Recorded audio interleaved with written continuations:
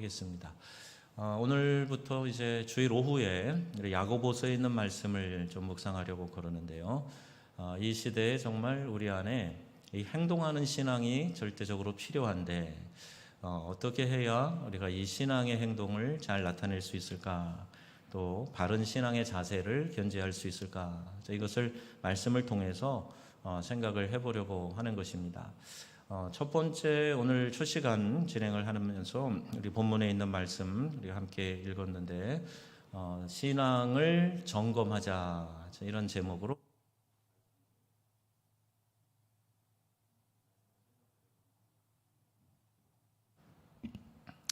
마이크도 잘 점검해야 되겠어요. 신앙도 잘 점검해야 되겠고 예배 시간에 자꾸 이러는지 모르겠네요. 지난 1994년에 우리 한강에서 성수대교가 무너졌죠. 그것 때문에 나라 안팎으로 굉장한 충격과 또 실망을 안겨줬어요. 우리나라가 전 세계에 이런 다리를 놓거나 도로를 놓는 일 수주를 받아서 잘합니다. 아프리카에 제가 있던 카메룬에도 와서 길을 닦을 정도였어요. 대우에서. 그런데 우리나라에서 이 다리가 무너졌다. 이게 얼마나 창피한 일인지 몰라요. 32명이 사망했습니다. 제가 깜짝 놀란 것은 제가 그 전날 성수대교를 운전해서 지나갔거든요. 그 다음날 무너진 거예요. 야, 이게 하루만 늦게 내가 지나갔어도 저도 시간이 그 시간이었으면 저도 봉변을 당할 수 있는 그런 상황이었겠다. 그리고 그 충격이 가시기도 전에 한 해 지나서 95년에 강남의 유명한 상품 백화점, 상품 백화점이 무너졌습니다. 그런데 이 삼풍 백화점이 무너져가지고 제가 지금 이게 입안이 장난이 아니에요. 그래서 발음이 잘 안 되네요. 그 삼풍 백화점이 무너져서 502명 사망자가 나왔어요. 정말 끔찍한 참사였습니다. 다리도 그랬고 또 백화점도 그랬고 그 징조가 있었어요. 이거 뭐가 이상하다. 백화점 안에서도 이상한 소리가 막 나고, 그래서 이게 도대체 뭔가 사람들이 하다가 또 잊어버리고 안전진단을 한다고 하면서도 또 제대로 못하고 이래서 결국 이런 참사가 벌어진 겁니다.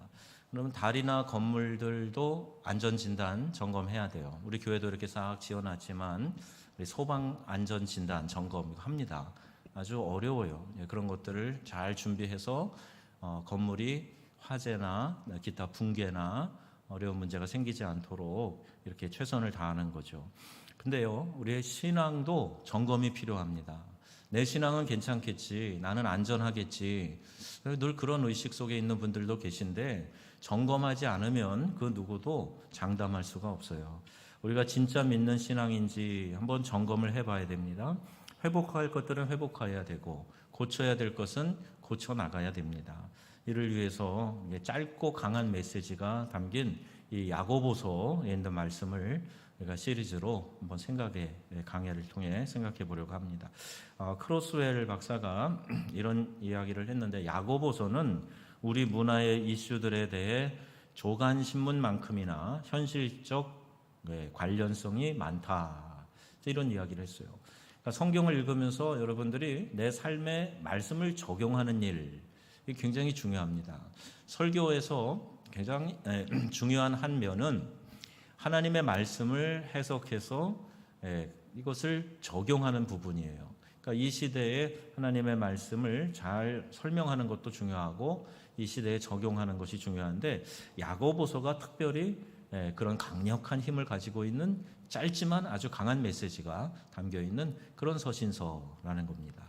1절에 보면 이게 저자와 수신서에 대한 말씀이 나오는데 하나님과 주 예수 그리스도의 종 야고보는 흩어져 있는 12지파에게 문안하노라 이렇게 기록되어 있습니다. 바울의 13개의 서신서도 그렇고요. 또 일반 서신서도 마찬가지인데 수신자가 누구냐 하는 것을 눈여겨볼 필요가 있어요. 야고보서의 저자는 예수님의 형제 야고보, 젖동생이라 하죠. 동생 야고보라고 보고 있는데 자신을 예수 그리스도의 종 이렇게 지금 소개하고 있습니다. 사실 야고보는 예수님께서 공생의 기간에 계실 때, 아니 예수님이 태어나셔서 30살 되던 이 성장하는 그 기간에 있을 때 자기의 형 예수님을 미쳤다고 생각했을 거예요. 마가복음 3장 21절에 보면 가족들이 예수를 붙잡으러 나서기도 했다. 그러니까 그러고 다니지 마라. 너 왜 그래? 그리고 잡으러 갔다는 얘기예요. 형 이게 뭐 하는 짓이요? 불러냈다는 얘기예요. 요한복음 7장 4, 5절에 보면은 그 형제들까지도 예수를 믿지 아니함이러라. 그러니까 형제들조차도 예수님이 메시아라는 하나님의 아들이라는 이 진리를 받아들이지 않았다는 겁니다. 그런 동생들 가운데 하나인 야고보가 예수님이 승천하신 다음에 120문도가 함께 모여 있을 때 같이 있었어요. 그리고 기도에 전력할 때 그때 위로부터 내리시는 성령의 임재를 경험하게 됩니다. 야고보는 예루살렘 공회의 초대 이 공의회 의장이 되니까 오늘날로 말하면 총회장이 되겠죠. 초대 교회 하나밖에 없는 교단이지만 거기에 대표 수장의 역할을 했던 사람입니다. 바울을 비롯해서 중요 인물들이 예루살렘에 올라가면 꼭 이 야고보를 만났어요. 바울도 예루살렘에 가서 예수님의 동생 야고보를 만났다. 그렇게 기록하고 있어요. 또 유대인 역사가 유세비우스에 따르면 야고보의 별명이 있었는데 야고보의 별명이 뭔지 아세요, 여러분? 낙타무릎.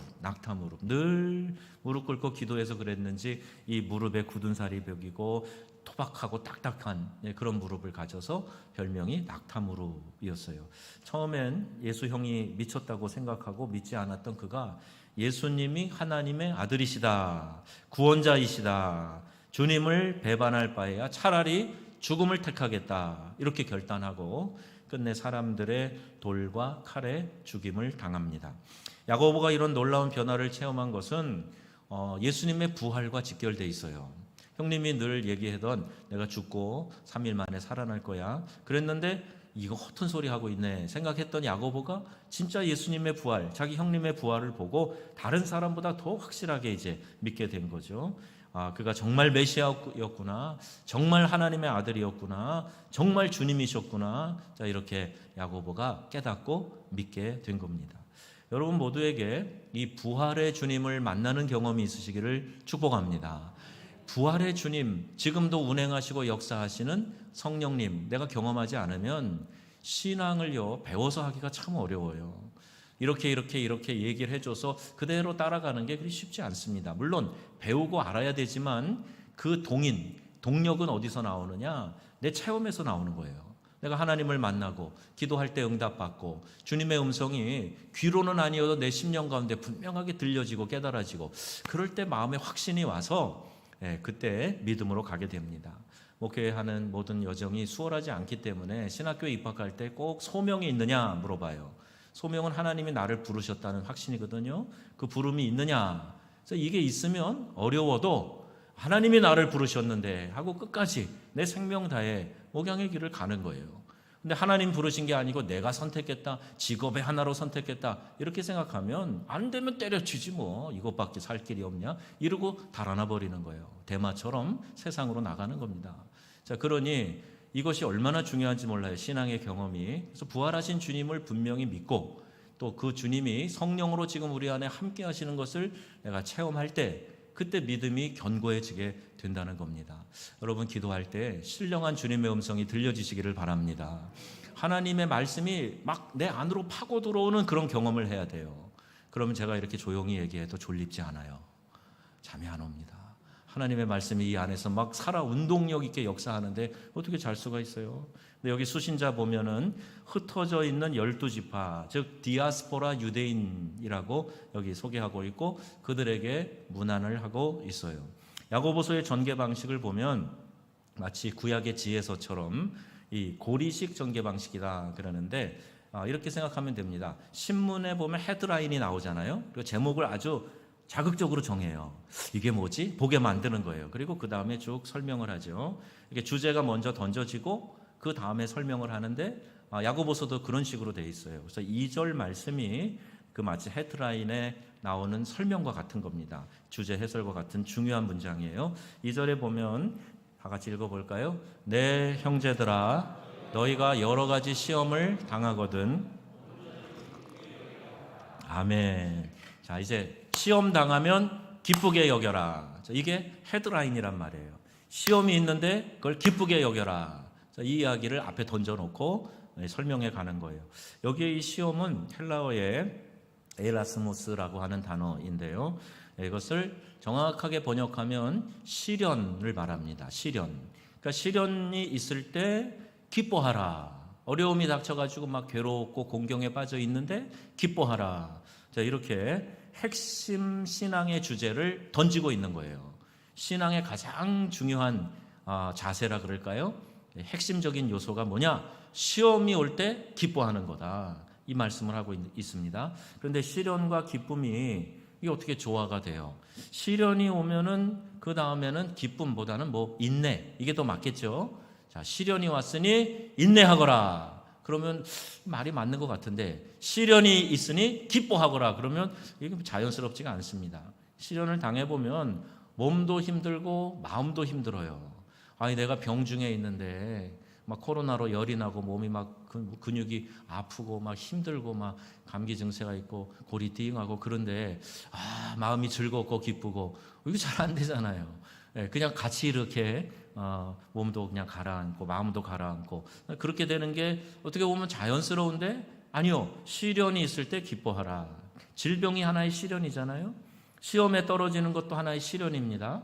사랑하는 자식이 말은 더럽게 안 듣고 공부도 안 하고 맨날 게임방이나 다니고 어떤 때는 슬쩍슬쩍 인터넷으로 이렇게 도박 같은 것도 하고 그러면요. 이 자식이 부모의 시련이에요. 얼마나 자식 때문에 괴롭겠어요. 마음이 우울하여서 아무런 의욕이 생기지 않는 거 이것도 시련입니다. 이거 참 어려운 시련 중에 하나인 거예요. 이 뭔가 하고 싶은데 마음이 받쳐주질 않는 거죠. 그런데 시련 중에 기뻐하라. 그것도 온전히 기뻐하라 말씀하십니다. 시련 당할 때 기뻐서 막 펄쩍펄쩍 뛰라는 거예요. 시련 당할 때 낙심하거나 좌절하거나 우울해하거나 하지 말고 기쁨에 겨워하라 하는 이런 역설적인 말씀인 겁니다. 망했어. 하나님이 날 버리셨나? 내가 왜 이런 고통을 당해야 돼? 이렇게 시련을 슬퍼하거나 불평하거나 원망하지 말고 시련이 올 때 기쁘게 여기라 하는 이 역설 속에 신앙의 신비가 담겨 있다는 거예요. 여기에 보석 같은 진리가 담겨 있다는 겁니다. 분명한 진리이고 그 안에 생명이 있습니다. 자, 이제 시련에 대해서 우리가 잘 이해를 할 필요가 있어요. 시련 당할 때 내게 왜 이런 시련이 찾아왔는가 이렇게 생각하면서 괴로워하지 말라는 거예요. 우리 김동호 목사님이 평소에 이제 제가 몇 번 뵙고 이야기 나누면서 참 이 시대의 위대한 설교자다 하는 생각을 했어요. 똑같은 얘기도 참 감동적으로 잘하세요. 그분이 암에 걸리신 다음에 하나님께 질문했다는 거잖아요. 하나님 왜 하필이면 납니까? 할 일도 많은데 하나님 내 사역하는 거 모르세요? 하나님 나를 모르시는 거예요? 내가 이렇게 소중한 일, 중요한 일, 이 나라를 위해서, 교계를 위해서 수고하는데 왜 하필 납니까? 막 이런 의문이 가슴에 드니까 하나님께 질문한 거예요. 그랬더니 하나님이 응답을 주셨는데 뭐라고 응답을 주셨냐 하면 왜 너면 안 되냐? 왜 너는 안 되냐?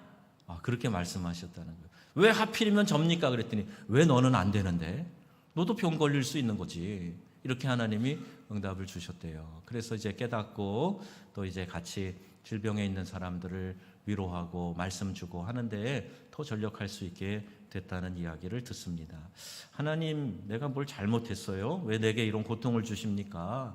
내가 교회 봉사를 얼마나 열심히 했는데 하면서 내 스스로를 더 괴로워하고 잘 안 풀리는 시련의 문제 때문에 오히려 신앙을 뒷걸음질을 치는 그런 일들이 아주 다반사로 일어나고 있어요. 근데 예수 잘 믿으면 어떤 고통도 찾아오지 않는다. 이런 식의 잘못된 신학적인 이해가 그 배경에 있습니다. 처음 예수 믿게 될 때는 예수 믿고 복 받으세요. 이 얘기를 했어요. 예수 믿고 구원 받으세요. 이 이야기를 다른 버전으로 예수 믿고 복 받으세요. 이렇게 했단 말이에요. 더 가난하고 어렵고 한이 많고 힘든 시절에 예수님 믿으니까 정말 잘 되는 역사들이 있긴 있었어요. 그래서 우리나라가 이만큼 급성장하게 된 겁니다. 그런데 여러분, 신앙의 목적이 예수 믿고 이 땅에서 잘 되는 겁니까? 그럼 분명하게 이해하셔야 돼요. 그거 아닙니다. 우리가 예수 믿고 천국 가는 게 우리의 믿음의 본연이고 이 믿음 생활을 하는 근본적인 이유인 거예요. 그렇죠? 우리의 믿음의 근원은 구원이라 그랬어요. 구원받기 위해서 믿는 겁니다. 그 믿고 하나님의 자녀로 살아가니까 하나님이 때에 따라 필요한 것들을 공급해 주시고 우리의 삶에 은혜를 베풀어 주시는 것이지, 잘 먹고 잘 살려고 예수 믿는 건 아닙니다. 근데 이런 신학의 도치 때문에 사람들이 예수 믿었는데 왜 나한테 이런 어려움이 왔느냐고, 나는 예수 믿었는데 뭔가 신통한 게 없다고, 그리고 어떤 사람은 그걸 역이용해서 우리 교회 나오면 만사형통입니다, 이런 잘못된 번영신앙, 거짓신앙을 이야기하면서 사람들을 유인하고, 이단들이 특히 더 그러잖아요. 여러분, 이런 데 미혹되면 안 됩니다. 아무런 시련이 없는 사람은 한 사람도 없어요. 별다른 시련이 없다고 해도 죄와 고통의 세상에서 사는 것 자체가 시련입니다. 사람이 늙고 죽어가는 것 자체가 시련이에요. 성경엔 예수 믿으면 시련이 사라진다 가르치지 않습니다. 예수 믿으면 하나님께서 시련을 이기도록 능력을 주신다, 이렇게 가르치고 있어요. 여전히 또 다른 시련이 또 와요. 이기고 넘어서도 또 다른 시련이 다시 찾아옵니다. 베드로전서 4장 12절 13절 함께 읽어보겠습니다. 사랑하는 자들아, 너희를 연단하려고 오는 불시험을 이상한 일 당하는 것 같이 여기지 말고 오히려 너희가 그리스도 고난에 참여하는 것으로 즐거워하라. 이는 그의 영광을 나타내실 때에 너희로 즐거워하고 기뻐하게 하려 함이라. 아멘. 여러분, 시련이 닥칠 때 우울한 표정 짓지 마세요. 다른 사람의 시련을 대할 때 여러분, 그걸로 인해서 괜히 감상적으로 우울해하지 마세요. 중심으로 여러분 마음에 이 시련을 통해서 이루실 하나님의 역사를 기대하시기를 바랍니다. 하나님이 여기 보세요. 고난에 참여하는 것으로 즐거워하라 그랬어요. 영광을 나타내실 때 너희로 즐거워하고 기뻐하게 할 것이다. 이 베드로서는 환난 중에 있는 성도들, 잡혀가서 죽임당하는 성도들, 그들을 위로하기 위해서 쓴 편지거든요. 즐거워하라 말씀합니다. 여러분, 시련을 통해서 내세의 영광만이 아니라 현세에도 하나님께서 유익을 주기 때문에 기뻐하라, 이렇게 말씀하시는데, 이 모든 것을 하나님이 합력하여 선을 이루게 하실 줄로 믿습니다. 어떤 분은 시련이 없었으면 예수 안 믿을 거예요. 그래서 결국에는 구원을 받지 못하게 된다면 여러분, 아무 시련 없이 가는 것, 평탄한 인생 자체가 축복이 되는 것이 아니란 말이죠. 여러분, 예수님의 생명에는 기쁨이 있는 줄로 믿으시기를 바랍니다. 예수님을 제대로 알지 못하고 믿지 못했을 때 예수님이 이 야고보 바로 옆에 계셨잖아요. 그런데도 알지 못한 거예요. 자신과 연결되어져 있지 않기 때문에 그의 생명력이 야고보에게 전달되지 못했던 겁니다. 그런데 부활하신 예수님을 만나고 나서 예수님을 나의 구원자, 나의 주님으로 영접하고 나니까 거듭났죠.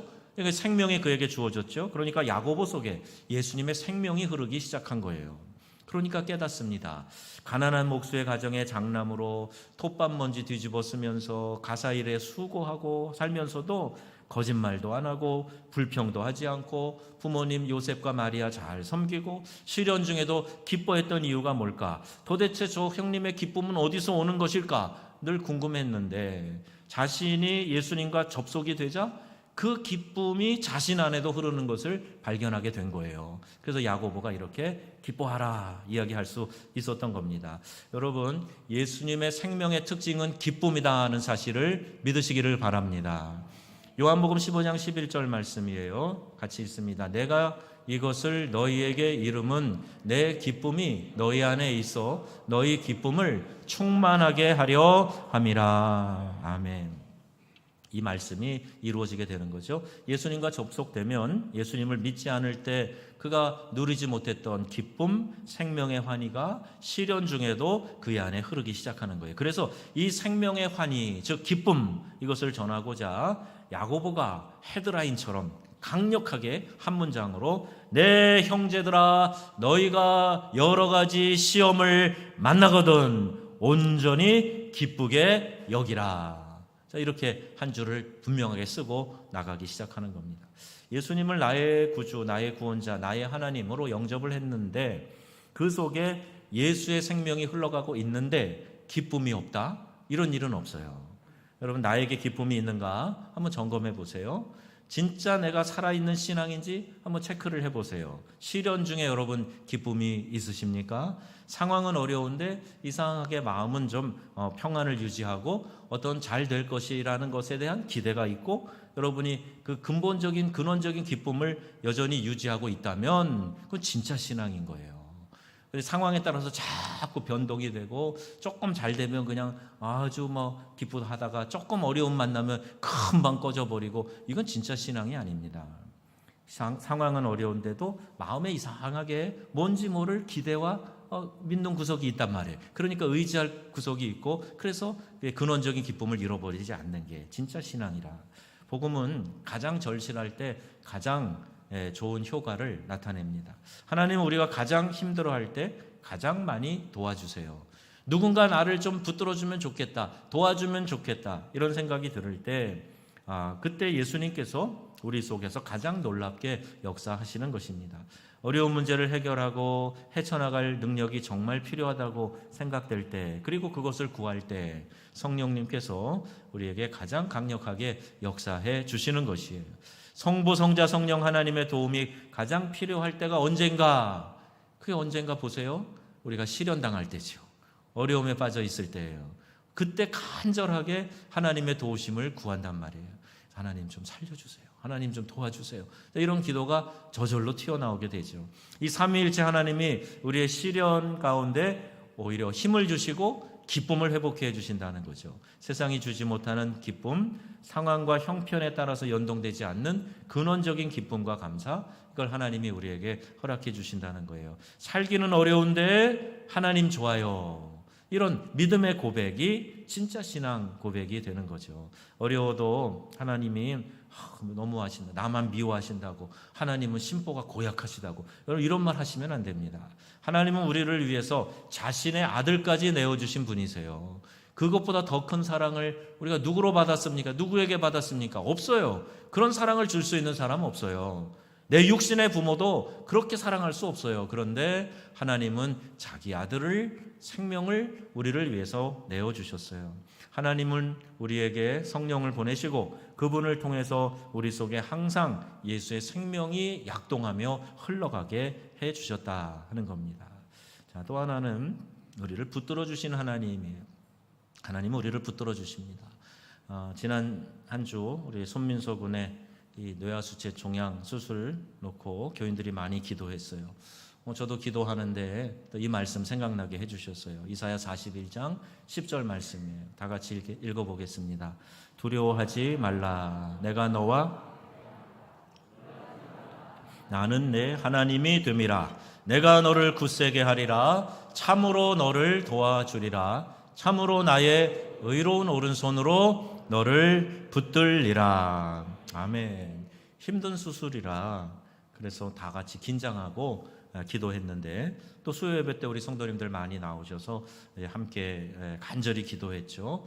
수요 예배 딱 마치는 시간에 수술이 잘 되었다고 담당 의사가 이야기를 했다고 장혜영 권사님이 문자로 전해주셨어요.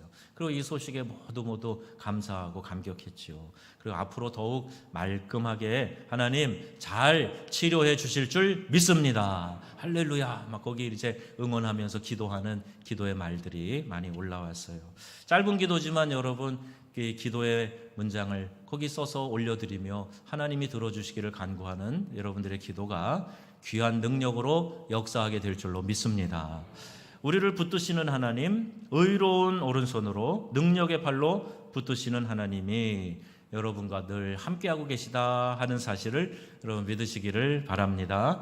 혼자 내버려 두시지 않는다 그랬잖아요. 불 가운데로 지나갈 때, 물 가운데로 지나갈 때에도 그 시련과 연단 속에서도 침몰되지 않도록, 불에 타지 않도록 붙드시는 하나님이신 줄로 믿습니다. 사드락과 메삭과 아벳느고가 풀무불에 던져졌어요. 그런데 그 세 사람이었는데 들여다보니까 넷이 거닐고 있더라.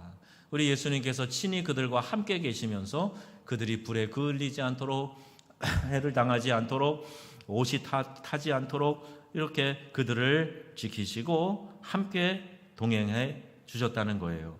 그 풀무불에 들어가 있는 그 고통의 순간에도 우리 주님이 그들만 있게 하지 않으시고 함께 계셨다. 그래서 우리가 하나님을 임마누엘의 하나님, 하나님이 우리와 함께 하신다. 또 이 신앙을 고백하고 있지 않습니까? 여름이 덥지만 풀무불보다 덥지는 않아요. 그러나 성경에는 낮의 해와 밤의 달도 우리를 해치, 상치 못하게 하시겠다 말씀하고 있어요. 여러분, 이 은혜가 우리 모두에게 있어지기를 축복합니다. 특별히 위태한 어려운 상황에 있을 때 이 말씀을 기억하세요. 하나님께서 붙들어 주시는 하나님이시다 하는 것을 야고보는 말씀하고 있어요. 그 믿음 가운데 우리 안에 기뻐하라 이야기하는 겁니다. 또 하나는 인내를 통해서 성숙해 되기 때문에 기뻐하라는 거예요. 3절 말씀 보시면 이는 너희 믿음의 시련이 인내를 만들어내는 줄 알미라. 4절에 인내를 어떻게 하라고요? 인내를 온전히 이루라. 계속 읽습니다. 이는 너희로 온전하고 구비하여 조금도 부족함이 없게 하려 함이라. 아멘. 인내를 온전히 이루라는 거예요. 급해가지고 그냥 하나님 이렇게 해주세요, 당장 해주세요, 그렇게 늘 하나님 앞에 급한 마음으로 기도하지 마세요. 어떤 분은 인내를 구하면서도 하나님 제게 인내를 주시옵소서, 당장 주시옵소서 이렇게 기도했다 그래서 참 우스운 표현이라고 생각을 했는데, 여러분, 인내를 통해서 하나님이 우리를 더욱 성숙시키시고 그래서 조금도 부족함이 없게 만들어 주신다. 그래서 시련 자체는 나쁜 것이 아니에요. 자식이 말썽을 피우는 것도 좋은 것은 아닙니다. 그런데 질병도 가난도 좋은 것 아니죠. 그러나 이런 것을 통해서 하나님께서 우리를 연단하시고 더욱 하나님 앞에 정금같이 나오도록 이 시련을 사용하신다는 거예요. 시련을 사용하셔서 우리를 온전하고 구비하여 조금도 부족함이 없도록 만드시는 그 작업을 해 나가신다는 거예요. 여러분, 사람을 만나보면요, 같은 비슷한 나이대의 사람을 만나도 인생의 여러 굴곡을 질고를 겪으면서 성장해 온 사람 보면요, 깊이가 있어요. 그런데 나이는 먹었지만 그런 경험이 없는 사람은 확실히 가볍습니다. 하나님이 우리의 믿음의 자세도 시련이라고 하는 이 풀물을 통과하게 하시면서 더욱 깊고 성숙한 신앙으로 만들어 주신다는 것을 알 수가 있습니다. 온전하고 구비하다라는 말은 텔레이오스라는 단어인데 이 단어가 완벽한, 성숙한 이런 의미를 담고 있어요. 즉 시련의 결과는 뭐냐? 완전히 성숙하게 되는 것이에요. 그러니까 하나님께서 온전한 성숙이라는 이 복을 주시기 위해서 시련을 사용하고 계시는 겁니다. 시련을 통해서 더 깨끗한 그릇이 되고 더 큰 틀로 만들어지는 우리의 신앙 인격을 하나님이 만들어가고 계시다는 이야기예요. 저 사람은 꼭 내 옆에 있어서 나를 이렇게 괴롭게 하는지 모르겠어. 저 사람만 없으면 살 것 같은데. 근데 아니에요. 그 사람이 지금 나를 더 단단하게 빚어가시는 하나님의 그 훈련 과정에 사용되는 도구가 되는 거예요. 그래 더 기도하죠. 그래서 더 내가 깨닫고 커져가는 그 과정을 만들어 가신다는 겁니다. 하나님은 우리의 시련을 다 제거하실 수 있어요. 우리를 괴롭히는 악도 다 멸하실 수 있습니다. 그런데 말입니다. 그런데 만약에 하나님이 모든 죄인과 죄와 악을 다 제거하신다면 나는 멀쩡하겠는가? 여러분 자신이 있으세요? 아마 하나님이 죄 지을 때마다 그때마다 벌하신다 그러면 우리 중에 과연 얼마나 살아있을까? 하나님이 능력이 없으신 게 아니고 지혜가 없으신 게 아니고 사랑이 없으신 게 아니에요. 악을 다 제거하실 능력이 있으세요. 질병도 다 없애실 수 있으세요. 그런데 왜 남겨놓으십니까? 하나님께서는 나를 부수거나 망가뜨리지 않고 멸망시키지 않고 나를 바로잡는 방법을 하나님이 사용하고 계시다는 겁니다. 그것이 바로 예수께서 십자가에서 우리를 대신해서 죽으신 것이고 그 예수님이 부활하셨고 그분의 생명이 우리 속에 들어와 있는 거예요. 하나님의 이 큰 사랑을 내가 깨달으면 하나님 앞에 감히 함부로 죄된 생활 하지 못한단 말이에요.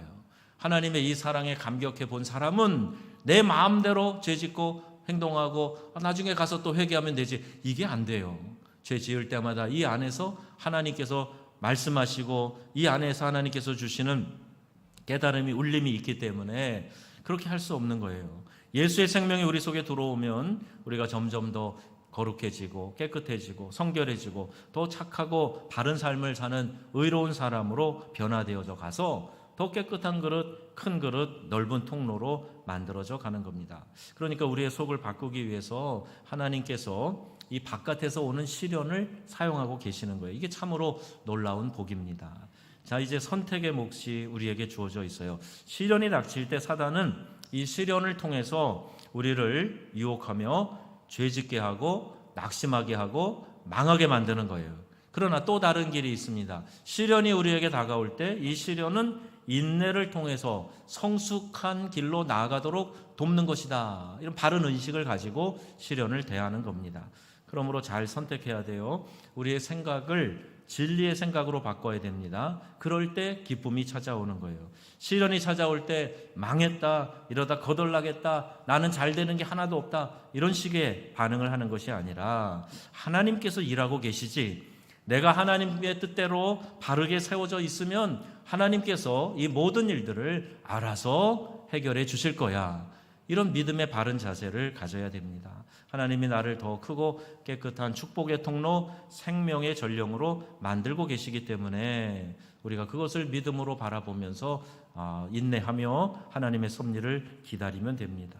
시련이 바로 이런 것입니다. 우리의 시련을 제거하시기도 하지만 때로 남겨놓으시기도 해요. 사도 바울에게도 가시를 남겨두셨어요. 그걸 바울은 사단의 사자라고도 표현을 했습니다. 제거해달라고 간절히 3번 하나님께 구했어요. 하나님께서 주신 응답이 뭡니까? 내 은혜가 내게 족하다 말씀하시는 거예요. 너무 자고해지지 않도록 사도 바울에게 이 가시를 주셔서 이 약함을 주셔서 바울이 하나님을 더욱 의지할 수 있도록 만들어 가셨다는 거예요. 그래서 여러분, 우리 안에 어떤 시련이 있을 때 이 시련을 잘 통과하시고 잘 다루셔서 믿음으로 더욱 성장해 가시기를 주님의 이름으로 축원합니다. 어떻게 하면 시련을 잘 통과할 수 있을까? 3절 말씀이에요. 3절. 이는 너희의 믿음의 시련이, 이렇게 시작되어 있어요. 이 믿음의 시련이가 더 정확한 번역이 되는데, 우리에게 자격을 주시기 위해서 하나님이 시련을 주신다는 거예요. 여기 사용된 단어가 도키메온이라는 단어인데, 행정고시, 외무고시, 우리 또 목사고시 보고 목사가 되었는데, 이런 고시가 있듯이 이 시련이 뭐냐? 믿음고시라는 거예요. 믿음을 하나님께서 테스트하시는 고시, 시험과 같다는 거예요. 자격을 주기 위해서 믿음을 테스트하신다는 거예요. 지금 어떤 시련을 겪고 계십니까? 시련은 누구에게나 다 있다. 찾아와 있는 시험들이 우리가 흔히 발견할 수 있는 것이고, 나만 그런 게 아니라 누구나 겪을 수 있는 것이다. 그래서 시련을 겪고 있는 동안에 이 신앙의 시험, 믿음 고시 잘 치러야 됩니다. 우리의 신앙이 진짜인지 가짜인지, 또 진짜라도 강한지 약한지, 이것이 시련을 통해서 다 드러나게 되기 때문에요. 불같은 시험이 왔을 때 우리의 공력이 다 드러나게 됩니다. 타서 없어지든지 남아있든지 그 시련을 겪어보면 금방 알게 됩니다. 진짜 다이아몬드를 테스트하는 감별법이 있어요. 그게 뭐냐 하면요, 입김 테스트가 그 중에 하나라 그러는데, 입김을 다이아몬드에다가 후 불어보면은 그 입김이 서리지 않을 뿐 아니라 서렸다가도 금방 없어지면 이건 진짜 품질이 좋은 다이아몬드라고 그렇게 인정이 된다는 거예요. 하나님이 우리의 믿음을 감별하시는 방법으로 시련이라고 하는 입김을 후 불어보실 때가 있어요. 그러면 하나님은 이미 다 아시겠죠. 그런데 그것이 진짜인지 가짜인지 우리 자신이 스스로 알고 확신하도록 시련을 통해서 입김을 불어보시는 거예요. 그때 이게 금방 사라져버리고, 잠깐은 어려움이 오고 우울함이 와도 금방 그것을 회복하고, 그러면 그 진짜 살아있는 믿음으로 우리 자신이 확신할 수 있게 되는 거죠. 시련을 당할 때 어느 정도 여러분 인내하시는지 한번 테스트해 보세요. 조금만 힘들어도 도망치고 포기하고 예수 안 믿는다 그러고 교회 나가도 별거 없다 그러고 믿어도 소용없다 그러고, 이건 가짜일 가능성이 매우 높습니다. 아이고 목사님, 저도 가짜 같은데요. 그런 생각이 혹시 드시면 여러분, 잠깐은 입김이 서릴 수 있다. 그러나 내가 진짜 신앙인이라면 이것이 금방 사라진다는 거예요. 분명히 불평하고 원망하는 마음도 살짝 들어오지만 이것도 금방 사라지고 회복해 된다는 거예요. 주님 앞에 엎드리고 교회에 다시 나오게 됩니다. 이게 진짜 신앙이에요. 진짜라도 믿음이 약한 것을 하나님이 우리에게 보게 해주셔서 그 믿음을 강화하도록 자극을 주시는 거예요. 깨닫게 하시는 거예요. 여러분이 야고보서를 묵상하는 동안에 진짜 행동하는 살아있는 신앙으로 회복되실 수 있기를 축복합니다. 이 시대가요, 정말 믿음이 모양만 남았지 경건의 능력은 다 상실해버리고 믿는 모양만 드러내고 살아가는 그런 경우가 너무너무 많아요.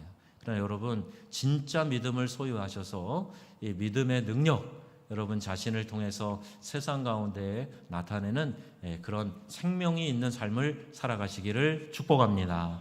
하나님께서 오늘의 시련을 통해 나를 더 키우시고 더 깨끗하게 하시고 더 넓게 해주시겠다 말씀하셨고, 하나님의 그 영육간의 복이 나를 통해 통과될 수 있도록 만드시는 놀라운 작업을 하고 계시다. 그리고 우리는 이를 믿고 기뻐하고 신앙을 잘 점검해서 이제 주님 앞에 더욱 견고하게 세워지는 우리의 믿음의 귀한 언약 백성들이 되시기를 우리 주 예수님의 이름으로 축원합니다. 축원합니다.